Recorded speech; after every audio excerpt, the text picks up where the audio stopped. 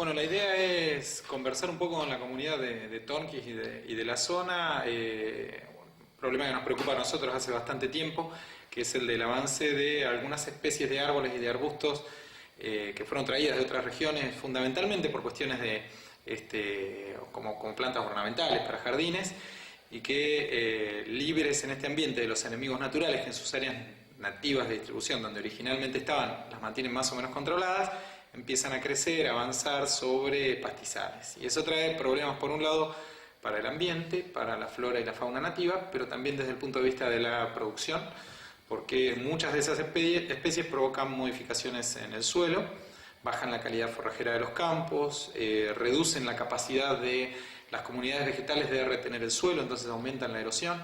Entonces, más allá de todo el trabajo que nosotros hacemos, que está centrado en el Parque Tonquis, nos interesa llamar la atención de los productores, de los dueños de establecimientos rurales de la zona, acerca de este problema que va creciendo cada vez más y que, si no se detiene a tiempo, puede provocar daños económicos importantes en los campos. ¿Qué tipo de especies te referís en particular?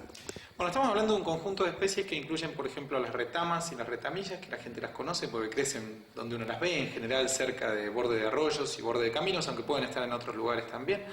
Hay áreas de las sierras donde tenemos cientos de hectáreas cubiertas de retamilla, por ejemplo, reduciendo casi a nada el valor forrajero de esos campos y volviéndolos casi imposibles de manejar en términos ganaderos. Si un animal se mete ahí, la gente que tiene este problema en el campo va a entender lo que digo. Si un animal se mete ahí, prácticamente está perdido, es muy difícil de sacarlo. Y estamos hablando de otras especies que tienen frutos que son dispersados por pájaros y por mamíferos, por zorros, por chancho jabalí, como es la rosa mosqueta, que es tan invasora en Bariloche, en la zona de los bosques del sur, y cada vez es más frecuente en nuestra zona, como es un cerezo silvestre de frutos chiquitos negros que crece también fundamentalmente en el borde de los caminos, pero se está empezando a expandir hacia el pastizal, o la zarzamora, que es un arbusto con espinas, que forma unos matorrales tan cerrados que prácticamente el control es imposible. Hay mucha gente, dueños de campo, que están tratando de controlar esas especies con herbicidas, pero que están viendo que el costo es muy grande y que por otro lado tienen una capacidad de rebrote muy importante. Sumadas a esas que hablé están los pinos. Hay una especie de pino que es el pino tosquero, que tiene semillas que tienen un ala que le permiten volar hasta 5 kilómetros. Es un pino que puede crecer en la grieta de una roca, todos lo hemos visto alguna vez creciendo, por ejemplo, en el abra de la ventana, y es una especie que genera una sombra que mata el pasto que crece por debajo, sobre todo cuando crecen los pinos silvestres, no cuando son plantados a cierta distancia, sino cuando hay uno al lado del otro, porque han crecido guachos, digamos, sin ningún control humano, y entonces esa sombra, más los cambios químicos en el suelo se vuelve más ácido, hacen que la vegetación superficial desaparezca, los pastos desaparezcan.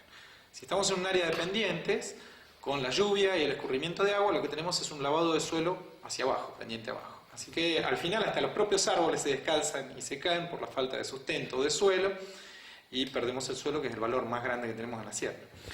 En estos casos, especialmente el de los pinos, bueno, se choca también con algunos problemas afectivos, ¿no? Es decir, porque de repente lo puede tomar como una depredación de la especie, más allá de que no sea autóctona. Claro, en general nosotros tenemos una tradición que nos ha enseñado que plantar árboles es algo bueno desde el punto de vista ambiental y cortarlos es algo malo. Y la cuestión es de qué árboles estamos hablando y en qué lugares.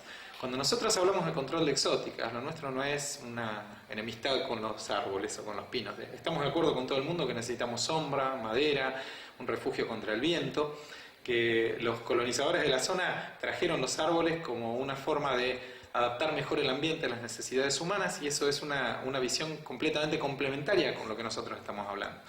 Lo que decimos es que algunas especies, en algunos lugares, pueden traer problemas, y que en algunos lugares cortar árboles es obrar a favor de la naturaleza, porque las plantas de las sierras no toleran la sombra. No había árboles en este lugar antes de la colonización humana, entonces las plantas no pueden convivir con un ambiente sombreado ni con la acidez que provocan los pinos en el suelo.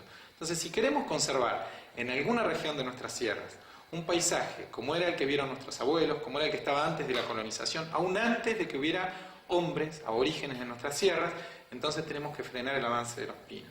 Es una forma de conservar también parte del patrimonio. Así como puede haber áreas forestadas y son muy bonitas y son muy importantes, si no frenamos el avance de algunas especies vamos a perder lo cada vez más poco que nos queda de pastizales silvestres. ¿Cómo se logra, vos citabas el parque provincial, y en esto es emblemático indudablemente, cómo se logra el equilibrio cuando sabemos que el pino está brindando, obviamente, una postal permanente y también sabemos, por otra parte, que se va multiplicando. Sí, lo que tenemos que reconocer es que los pinos han avanzado en los últimos 20 años muchísimo, que en 20 o 25 años multiplicaron por 20 el área cubierta. Entonces, cuando hablamos de una postal, suena a algo estático. Esto está lejísimo de ser algo estático. Esto está avanzando cada vez más rápido y cada vez en áreas más extensas. Entonces, verdaderamente yo entiendo lo que, por ejemplo, representa la hilera de pinos que marcaban el ascenso al Cerro Ventana. Ahora, yo invito a los vecinos de Torquín que busquen sus fotos viejas, las fotos que se habrán sacado alguna vez en la subida al Ventana, y las comparen, se vayan hasta la ruta y comparen esa foto con lo que es ahora. Y se van a dar cuenta que no estamos hablando de una postal, estamos hablando de una especie que está avanzando rápidamente, fundamentalmente ¿por qué? Porque sabe hacer algo que el pastizal no sabe. Tiene una habilidad que es desarrollar raíces muy profundas, muy rápidamente, competir de manera más eficiente por el agua que hay en los cerros, y entonces sobrepasar al pastizal en ese sentido. Si nosotros no hacemos algo por frenar los pinos, prácticamente pueden crecer en cada metro cuadrado de la sierra. No les hace falta ninguna condición particular. Lo que desde el punto de vista biológico habla de que es una especie muy noble. De nuevo, esto no es una crítica a los pinos. Nosotros somos los que a veces ponemos especies en algunos lugares donde nos traen algún problema. La cuestión es, tiene que haber un área para proteger el pastizal. Tiene que haber un lugar donde nosotros podamos tener una referencia de cómo fue este ambiente siempre. Y si no, vamos a perder especies que son únicas de esta región. El pino de Alepo es una especie, el pino tosquero, del Mediterráneo. Es una de las especies más invasoras de pinos, no solo en Argentina, sino en Chile, en Brasil, en Uruguay, en Sudáfrica, en Australia, en Nueva Zelanda. Entonces es una especie que no está amenazada, está en todos lados. En cambio tenemos especies que son únicas y exclusivas de la sierra. De alguna manera es la máxima responsabilidad que tenemos como habitantes del planeta en conservación. La naturaleza puso algunas especies en estas sierras que no están en ningún otro de los lugares que yo nombré, ni en ningún otro lugar del mundo. Si se pierden acá, se pierden para el planeta. Y con ellas se perderán posibles usos que les podamos dar, valores estéticos y además, de alguna manera, son como nuestra responsabilidad de conservación particularmente. Entonces, habrá un lugar para los árboles, pero tiene que haber un lugar para conservar esas joyas de la naturaleza que no están en ningún otro lado.